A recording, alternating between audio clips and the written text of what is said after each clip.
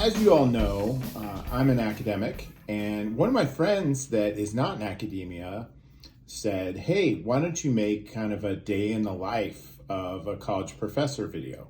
Now, that would require me to kind of set aside the time that I spend indoctrinating my students into the glorious socialist future that's coming for us all. That's a joke. But I thought, why not? I'm gonna stitch together kind of some different pieces that show you, kind of the things that I do in a typical day. And hopefully it'll be interesting. And if you like this kind of stuff, comments are welcome, likes, all that kind of stuff. Well, this is how the day begins. It is 5 o'clock in the morning. My dog got up and had to go to the bathroom. So that means I'm up.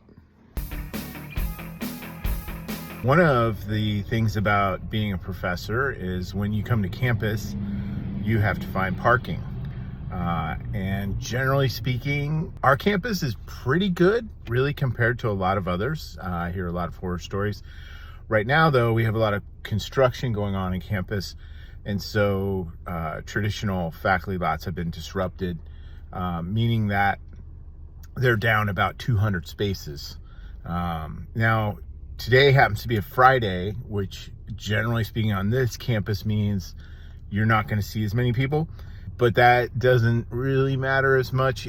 It's more about the timing. So particular times of day, you can find a parking place really easily, like early. On a Monday through Thursday, you can find one pretty easily, but Friday, it's a little bit later. Right now, it's about 9 o'clock, and I've got a choice of some spots, so I'm in pretty good shape. Another function of being a university professor or staff at a college is that you do a lot of walking, because generally speaking, the parking lots are pretty far away from wherever it is that you work, and then there's obviously a lot of pedestrian area within a campus, and so it's good from that aspect when the weather's nice. Where I live, the winters kind of, to use the scientific term, suck. Summer and spring and fall are great. This is the office space of the professor. You can kind of get a sense. I'm gonna turn the camera around and show a little bit of the kind of space that I work in. We recently moved to this new space. It's a little bit smaller than what I had before, but honestly, it doesn't bother me a bit. Another thing I do from time to time is to participate in university level research kind of symposiums or presentations. What that involves mostly is seeing people's posters or listening to their research talks and then evaluating those and asking them questions and doing that kind of thing. I did a lot of that as an undergrad myself, and that was super helpful to me, kind of having that development. And so I always volunteer to be a judge for those and to participate in that kind of stuff. And one of the positive aspects of that for me today is that I ran across one student that I had worked with on an independent study back during the pandemic, which was great. Never seen him in person, so that was a nice deal. And then I ran across a number of colleagues that I don't necessarily see all the time, that I used to be on committees with or whatever. And so that's kind of fun, catch up a little bit and see people. Plus they have free food.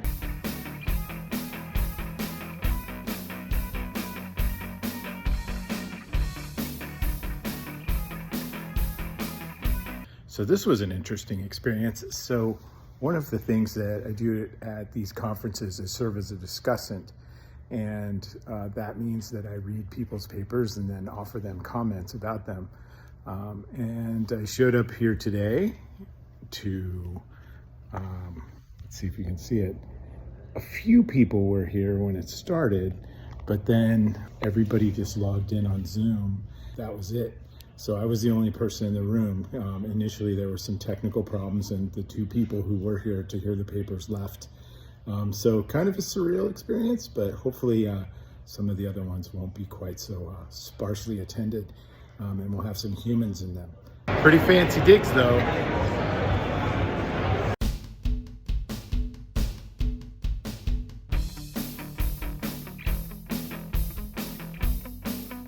One of the things that I do as a professor is to conduct research. I've got a research project going right now about European government cabinets and the individuals within them. I already have a pretty big data set of those, but I'm adding to it using some kind of social network analysis kinds of approaches.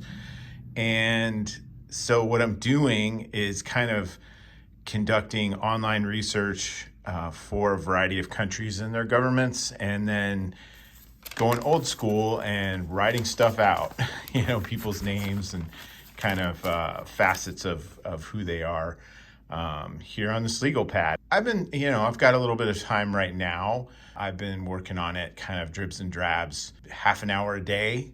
Sometimes last week I had a couple full days and I was able to kind of spend probably 8 or 12 hours doing some stuff. So that was nice. The job that I have is teaching comes first, service or more or less administrative work comes second, and then research is third. All three are important, but teaching and service take up probably 90% of my work during a span of time, a month or something like that.